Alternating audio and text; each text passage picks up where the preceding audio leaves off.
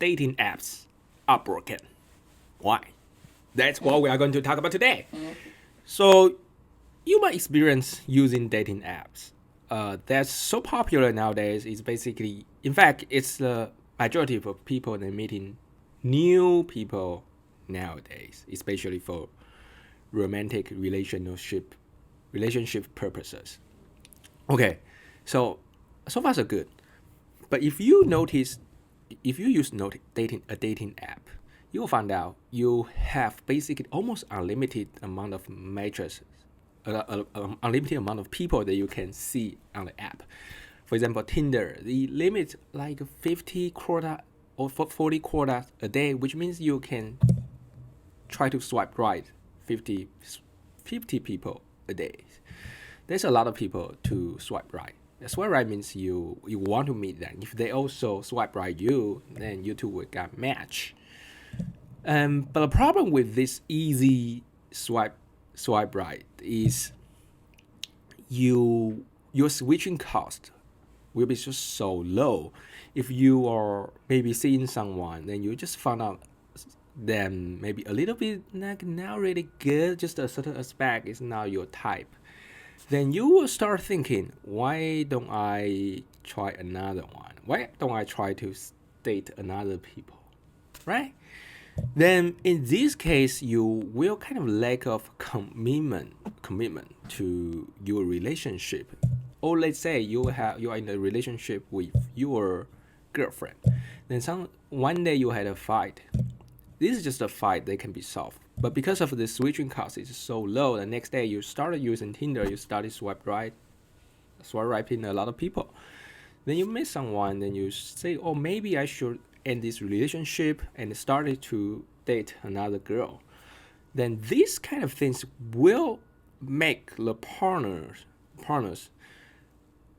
unwilling to pay, unwilling to invest in their relationship, because a lot of things in a relationship, it takes long time to build. That's why we have marriage. Marriage is a long-term lifetime commitment that allow a couple to build great things. For example, raising the kids, having a kid, that's actually a very, very effortful thing. If you don't have like a long-term commitment for that, no one is willing to do that.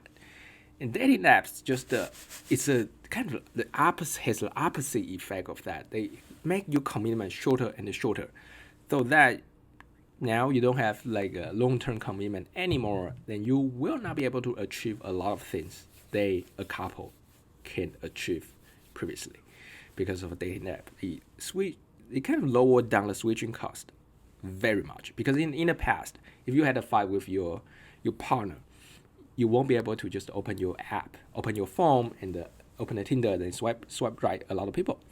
You won't be able to do that. It's very hard for you to meet another potential partner, especially when you're married or you're in a relationship. It's very, very hard. But because of Tinder or other kind of dating apps, made these things so easy, and you can do that without being noticed, right? That's something that's definitely wrong. So this is the first thing that dating app is broken. A second reason is because of dating apps, they usually just show you very surface information of a person. For example, you can only see their pictures, means you only see people's faces, right? And also you only see their height. You only see their credential, and you see where they're working at, those very surface things. And you can argue, if you meet a person in the bar, you can also only see their very superficial things, like they look, how they dress. But later on, you can, once you have a conversation, even it's 5 minutes, you see a lot of things that you couldn't see from the surface, right? But dating app is just pretty hard. You use the single, very, very few criteria to judge a person, just like their looks, to judge them, to decide you want to swipe right or swipe left. And it's just very different from the criteria that you select people in the in-person situation. Because if you talk to a people for 5 minutes, you may know their like thinking a bit. You may know the way they talk. So you kind of dig into the people more and use the more profound criteria. They maybe are better indicators for long-term relationship. And then you build up. You use that to select. Then you will have higher chance of success in the long-term relationship. But Tinder or the other kind of dating apps just provide you very superficial criteria, and you basically use that to select your dates, right? Then those criteria are usually not really good for the long-term relationship. So that's why I don't think dating apps are good for long-term relationships. It may be good for like those casual relationship, but if you are looking for a long-term one, I think dating apps are not good.